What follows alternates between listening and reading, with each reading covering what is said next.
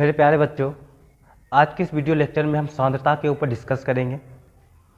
ये solution chapter को समझने के लिए बहुत ही महत्वपूर्ण होगा और बहुत सारे कॉम्पिटिशन्स एग्जाम में भी सांद्रता के ऊपर बहुत सारे क्वेश्चंस पूछे जाते हैं। तो आपको सबसे पहले सांद्रता को अच्छी तरह से समझ लेना चाहिए, सांद्रता क्या होता है। तो सबसे पहले हम लोग डिस्कस करेंगे सांद्रता। तो देखिए यहाँ पर सांद्रता किसको कहेंगे। सबसे पहले ये समझिए कि हमने आपको पहले बताया, इससे पहले की क्लास में, विलय प्लस विलायक इज इक्वल टू विलियन। विलय प्लस विलायक इज इक्वल टू क्या होता है, बिलियन होता है। तो बिलियन माना कि हमारे पास 1 लीटर विलियन है, 1 लीटर विलियन है। तो इस 1 लीटर विलियन में जितना विलय पदार्थ का मोल होगा, विलय पदार्थ का क्या होगा, मोल होगा, तो उस मोल को हम लोग कहते हैं सांद्रता। उसी मोल को क्या कहेंगे, सांद्रता। फिर से आप समझिए, हमारे पास 1 लीटर विलियन है। इस विलियन में जितना विलय का मोल होगा, जितना विलय का मोल होगा, वही मोल क्या कहलाएगा, विलियन का सांद्रता कहलाएगा। क्या आप समझ पा रहे हैं। तो यहाँ पर देखिए हमने परिभाषा लिख रखा है इसका। किसी विलियन के प्रति 1 लीटर आयतन में, प्रति 1 लीटर आयतन में उपस्थित विलय के मोल को सांद्रता कहते हैं। प्रति 1 लीटर आयतन में उपस्थित विलय के मोल को सांद्रता कहते हैं। तो इन चीज़ों को आप याद रखेंगे। अब इसी डेफिनेशन से हम सांद्रता का फार्मूला निकाल सकते हैं। तो हम लिखेंगे यहाँ पर सांद्रता बराबर विलय का मोल वटा विलियन का आयतन।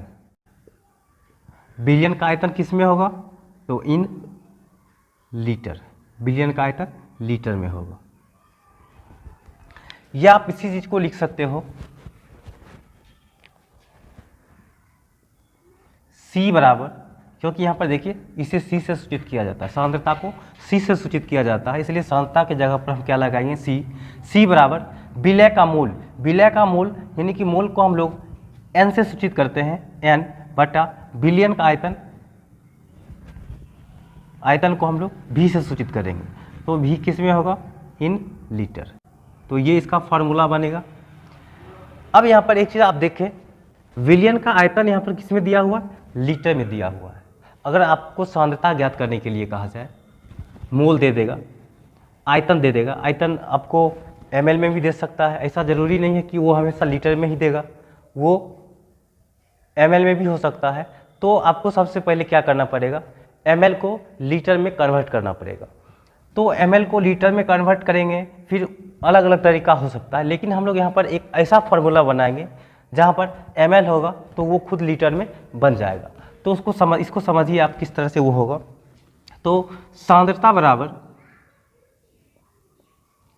बराबर विलय का मोल, अपने क्लास 11th में पढ़ रखा होगा, मोल बराबर होता है, जब इसको हम अलग अलग टर्म्स में मोल निकालते हैं तो मोल बराबर होता है विलय का भार बटे विलय का अनुभार होता है। या आप भार की जगह पर द्रव्यमान लगा सकते हो, विलय का द्रव्यमान बटे विलय का अनुभार। तो इस तरह से मोल निकाला जाता है। तो इसलिए हम यहाँ पर क्या करेंगे, मोल, विलय का मोल जहाँ पर है, यहाँ पर हम मोल की जगह पर क्या लिखेंगे, विलय के मोल को किस तरह से निकालते हैं, तो विलय का भार बटा विलय का अनुभार। फिर देखिए यहाँ पर बटा है तो बटा विलियन का आयतन, विलियन का आयतन। अगर हमारे पास विलियन का आयतन ml में होगा तो उसे लीटर में कन्वर्ट करने के लिए क्या करते हैं, 1000 से भाग दे देते हैं, 1000 से भाग दे देंगे। तो यहाँ पर सांद्रता बराबर आप लिख सकते हैं, सांद्रता बराबर विलय का भार बटे विलय का अनुभार अब यहाँ पर देखिए, जब ये 1000 ऊपर जाएगा तो यहाँ पर क्या होगा, गुना हो जाएगा 1000 बटा विलियन का आयतन। तो विलियन का आयतन किस में होगा, तो इन ml, विलियन का आयतन ml में होगा। अब हम इसी को अगर शॉर्ट में लिखना चाहे तो लिख सकते हैं सांद्रता को C बराबर विलय का भार, विलय का भार को हम लोग x लिखते हैं, विलय का भार को क्या लिखेंगे, x लिखेंगे, बटा विलय का अनुभार, विलय का अनुभार मतलब WT, इसको हम शॉर्ट फॉर्म में W2 लिखेंगे, गुना 1000 है तो 1000 बटा विलियन का आयतन। तो विलियन का आयतन को हम किस में लिखेंगे, किससे लिखेंगे, सूचित करते हैं, V से सूचित करते हैं, और ये किस में है, तो इन ml। तो ये एक फार्मूला बना जहाँ से आप विलियन का सांद्रता को आसानी से ज्ञात कर सकते हैं। इसके बाद अगला पॉइंट है हमारा सांद्रता का मात्रक मोल प्रति लीटर होता है।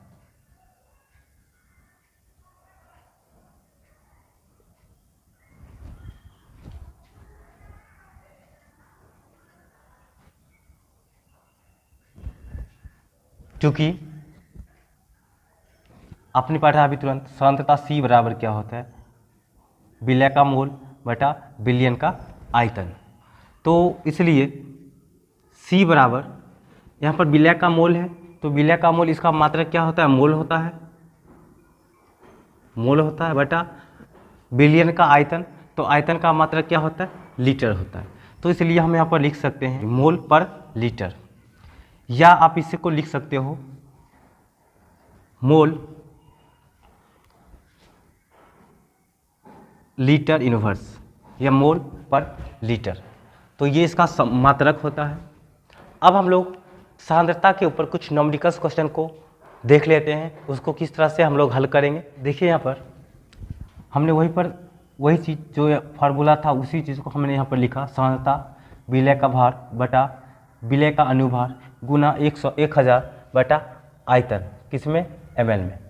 तो उसी चीज़ को हमने शॉर्ट में लिखा C बराबर x बटा WT गुने 1000 बटा V इन ml।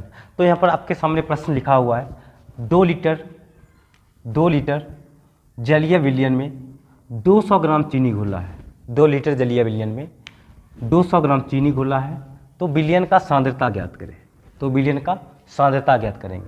तो सांद्रता हम लोग किस तरह से ज्ञात करेंगे, यहाँ पर देखिए आप। तो सबसे पहले क्या लिख लेंगे, विलय प्लस विलायक इज इक्वल टू विलियन। अब यहाँ पर सबसे पहले आप देखिए कि यहाँ पर विलय कौन है और विलियन कौन है। तो यहाँ पर स्पष्ट रूप से दिया हुआ है कि 2 लीटर जलीय विलयन, तो यहाँ पर ये 2 लीटर विलायक नहीं होगा। आप कहोगे कि 2 लीटर अधिक मात्रा में है तो ये विलायक होगा, ये विलायक नहीं है। यहाँ पर स्पष्ट रूप से कह रहा है कि 2 लीटर जलीय विलयन, ये विलयन है। 2 लीटर क्या है, यहाँ पर विलयन है, और इसमें 200 ग्राम चीनी घोला है। तो घोला कौन है, चीनी। तो चीनी यहाँ पर क्या होगा, विलय होगा। तो सबसे पहले यहाँ पर घोला जो चीनी है विलय, तो चीनी का फॉर्मूला आपको पता होना चाहिए। चीनी का फॉर्मूला क्या होता है, C12H22O11। तो ये होता है चीनी का अणुसूत्र। अब यहाँ पर देखिए चीनी कितना है, 200 ग्राम है, यानी कि चीनी का भार कितना होगा, 200 ग्राम होगा, यानी कि x बराबर 200 ग्राम। भार को हम लोग x से सूचित करते हैं तो भार 200 ग्राम हो जाएगा। अब इसका हमें अनुभार निकालना है। अनुभार मतलब WT को, अनुभार को हम लोग WT से सूचित करते हैं। तो WT किस तरह से निकलेगा, यहाँ पर देखिए आप। जैसे चीनी का फार्मूला क्या होता है, अणुसूत्र C12H22O11। तो आपको सबसे पहले परमाणु का द्रव्यमान आना चाहिए, याद होना चाहिए। जैसे इस अणुसूत्र में देखिए कार्बन परमाणु की संख्या 12 है। एक कार्बन परमाणु का द्रव्यमान 12 ग्राम होता है। कितना होता है, 12 ग्राम होता है। तो यहाँ पर 12 टोटल परमाणु है, तो यहाँ पर लिखेंगे गुना 12। फिर प्लस हाइड्रोजन परमाणु की संख्या 22 है। एक हाइड्रोजन का भार 1 ग्राम, तो 22 हाइड्रोजन है तो 1 गुना 22। फिर प्लस ऑक्सीजन परमाणु की संख्या 11 है, एक ऑक्सीजन परमाणु का द्रव्यमान होता है 16 ग्राम, तो 11 परमाणु है इसलिए 11 से यहाँ पर गुना करेंगे। तो 12 गुने 12 144 प्लस 1 गुना 22 22 प्लस 16 गुना 11। जब इसको 16 को 11 से गुना करोगे तो ये आएगा 176। जब आप इसको जोड़ोगे तो यह टोटल 342 ग्राम पर मोल आएगा। तो ये इसका क्या हुआ 342 ग्राम अनुभार, ये x भार और ये WT 342 ग्राम, यानी कि इसका अनुभार 342 ग्राम हो गया। अब यहाँ पर देखिए बिलियन कितना दिया हुआ है, तो 2 लीटर है। बिलियन यहाँ पर दिया हुआ है 2 लीटर, तो ये लीटर में है, ये लीटर में है। आप इसको क्या कीजिए ml में लिखेंगे, तो ml में क्या होगा 2 गुने 1000, 1000 से हम लोग गुना कर देते हैं तो ये हो जाएगा कितना 2000 ml। अब आप फार्मूला लगाएंगे, सांद्रता C बराबर लिखेंगे, इस तरह से लिखेंगे, चूँकि C बराबर x बटा WT गुना 1000 बटा V इन ml।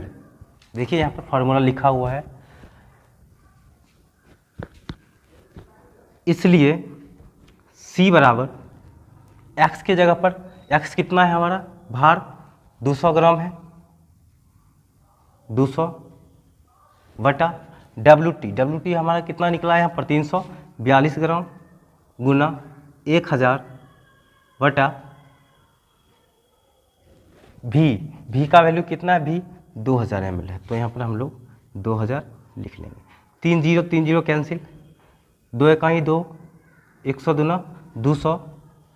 अब ये आ गया 100 भागा 342, यानी कि आप 100 में जब 342 से भाग दोगे तो ये आ जाएगा 0.292 मोल पर लीटर, क्योंकि यहाँ पर सांद्रता का मात्रा क्या होता है मोल पर प्रति लीटर, तो इसलिए हम यहाँ पर लगाएंगे मोल प्रति लीटर। तो इस तरह से आप सांद्रता को ज्ञात कर सकते हो। इसके बाद अगला क्वेश्चन देखिए, निम्नलिखित विलयन का सांद्रता ज्ञात करें, जिसमें से पहला है नंबर 1, 2 लीटर विलयन में 60 ग्राम NaOH, यानी कि 2 लीटर विलयन में 60 ग्राम कास्टिक सोडा घुला हुआ है, तो इसका सांद्रता ज्ञात करना है। तो सबसे पहले लिखेंगे विलय प्लस विलायक इज इक्वल टू विलयन। अब यहाँ पर देखिए विलय क्या है, विलय NaOH है, यानी कि कास्टिक सोडा है, NaOH है। तो ये कितना ग्राम है, इसका द्रव्यमान कितना है 60 ग्राम, तो x यहाँ पर हो जाएगा कितना 60 ग्राम। अब हमको निकालना है इसका WT, यानी कि इसका अनुभार निकालना है।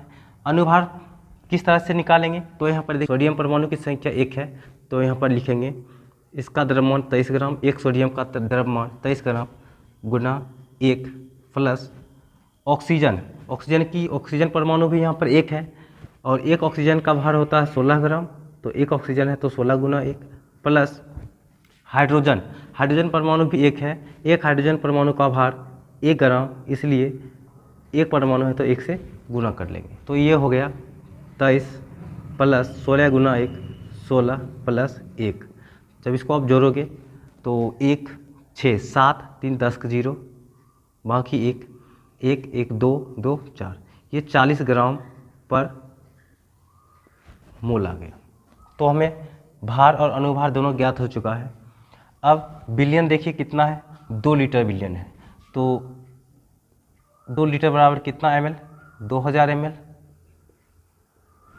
अब आप फार्मूला लगाइए सांद्रता का, तो चूँकि C बराबर x बटा WT गुना 1000 बटा V इन ml, देखिए ये फार्मूला है, इसलिए C बराबर x देखिए कितना है, x 60 ग्राम है, तो 60 बटा WT 40 गुना 1000 बटा V कितना निकला हमारा यहाँ पर, V देखिए 2000 ml है, तो यहाँ पर हम 2000 लगा लेंगे। 3 0 3 0 कैंसिल, अब यहाँ पर देखिए 0 0 कैंसिल, 2 दूनी 4 2 तिया 6 तो अब नहीं कटेगा, तो ये होगा कितना, ऊपर 3 बटा नीचे 2 दूना 4, तो ये आ गया 3/4। तो जब आप 3/3 में 4 से जब भाग दोगे 0.75 मोल पर लीटर, या आप इसे लिख सकते हो इस तरह से, मोल लीटर इनवर्स। तो ये इसका मात्रक है। इसके बाद दूसरा क्वेश्चन देखिए। दूसरा क्वेश्चन है 1.8 लीटर जलीय विलयन में 100 ग्राम H2SO4 घुला हुआ है, यानी कि सल्फ्यूरिक अम्ल घुला हुआ है, तो इसका विलयन क्या होगा।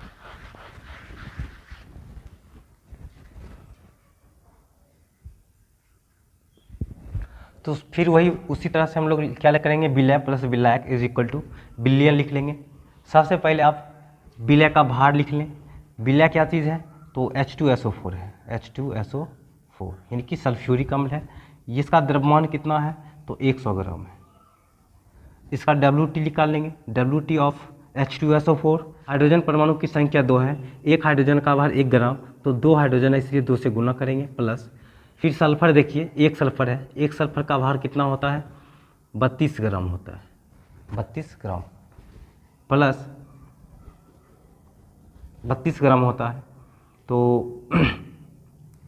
सल्फर परमाणु की संख्या 1 है इसलिए 1 से गुना करेंगे, प्लस ऑक्सीजन परमाणु की संख्या 4 है, एक ऑक्सीजन का भार 16 ग्राम, तो 4 ऑक्सीजन है तो 4 से गुना कर लेंगे।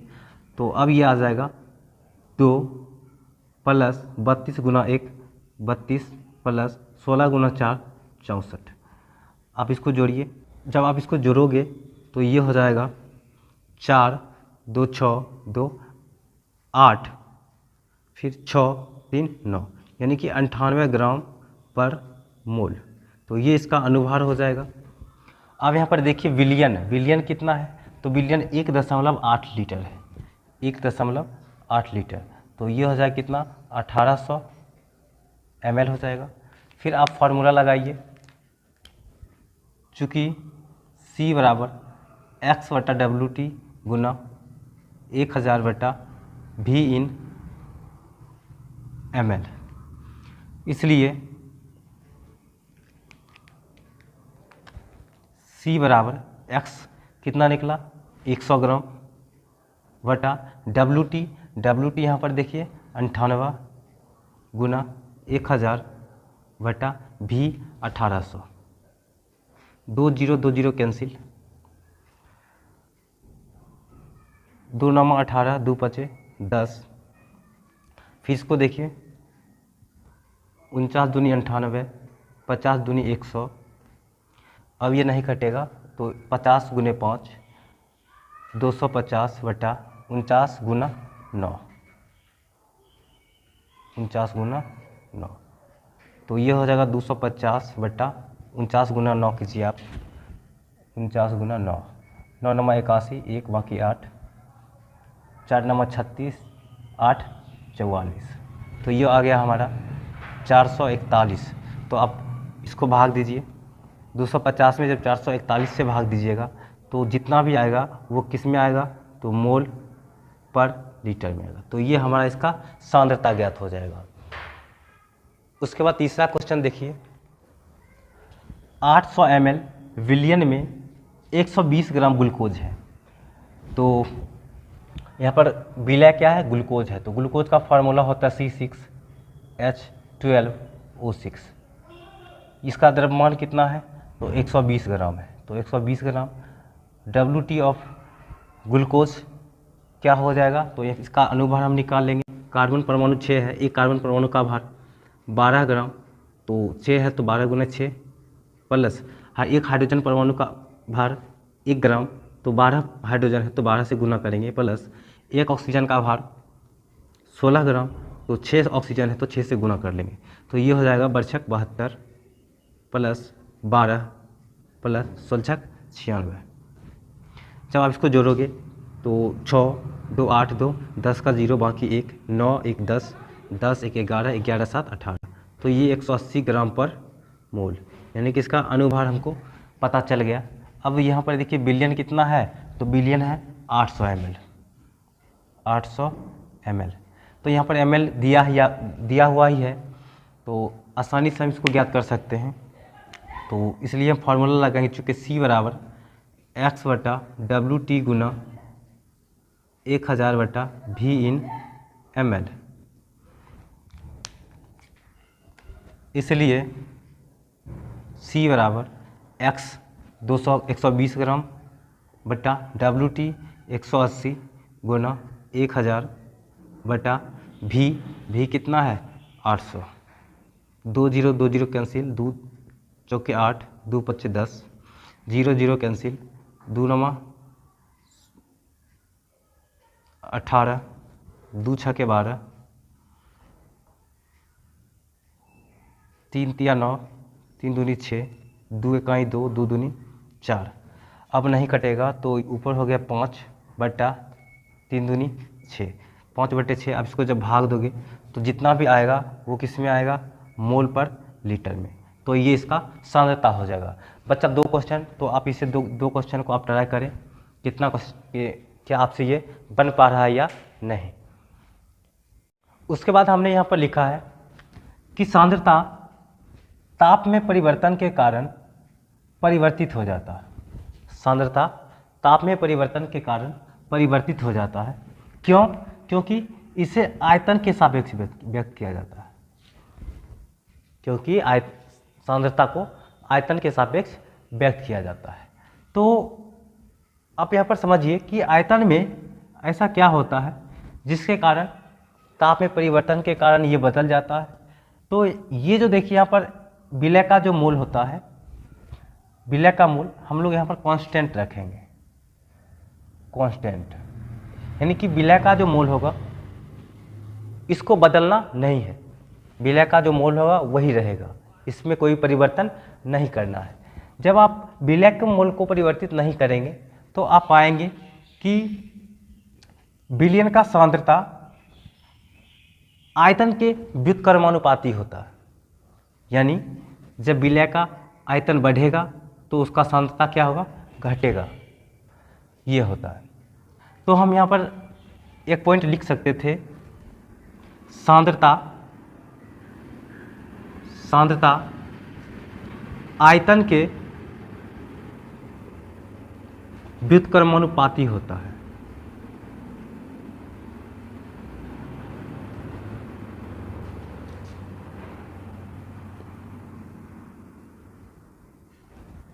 यहाँ से एक पॉइंट बना ऑब्जेक्टिव, यहाँ से एग्जाम में कभी कभी पूछ दिया जाता है। तो सांद्रता क्या हुआ, आयतन के व्युत्क्रमानुपाती, यानी कि आयतन जब बढ़ेगा तो उसका सांद्रता क्या होगा, घटेगा। व्युत्क्रमाणु का मतलब होता है उल्टा। अब जैसा कि आपको पता है कि आयतन जो होता है वो ताप के समानुपाती होता है। यानी कि जब हम ताप को परिवर्तित करेंगे तो उसका आयतन भी क्या होगा, परिवर्तित होगा। अर्थात ताप अगर हम बढ़ाएंगे तो उसका आयतन भी बढ़ेगा।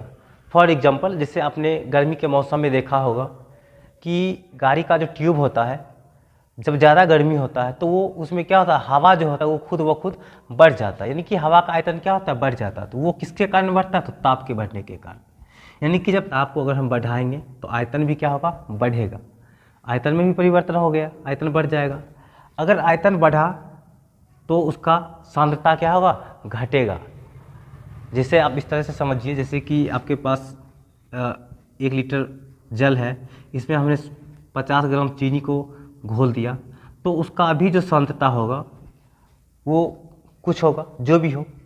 अगर ये चीनी हम 50 ग्राम ही रहने दें, अगर जल को हम 2 लीटर कर लें तो इसका सांद्रता क्या होगा, घट जाएगा ना। तो आयतन बढ़ा तो उसका सांद्रता क्या हुआ, घट गया। वही बात यहाँ पर होता है, आयतन जब बढ़ेगा तो उसका सांद्रता घट जाएगा, ये होता है। तो इसलिए यहाँ पर क्या होगा, सांद्रता जो होगा ताप के भी व्युत्क्रमानुपाती होता है। तो यहाँ पर आप एक पॉइंट और लिख सकते हैं, सांद्रता ताप का व्युत्क्रमानुपाती होता है। तो बस आज के इस वीडियो लेक्चर में हम इतना ही पढ़ेंगे, और भी सांद्रता के ऊपर हम डिस्कस करेंगे आगे की वीडियो लेक्चर में, ताकि विलयन चैप्टर आपको आसानी से समझ आने लगे। तो बस इतना ही रहने देते हैं आज। अगर आपको ये वीडियो अच्छा लगा तो हमारे चैनल को सब्सक्राइब कर लें ताकि हम जितने भी अच्छा वीडियो बनाएं वो सबसे पहले आप तक पहुंच जाए। धन्यवाद।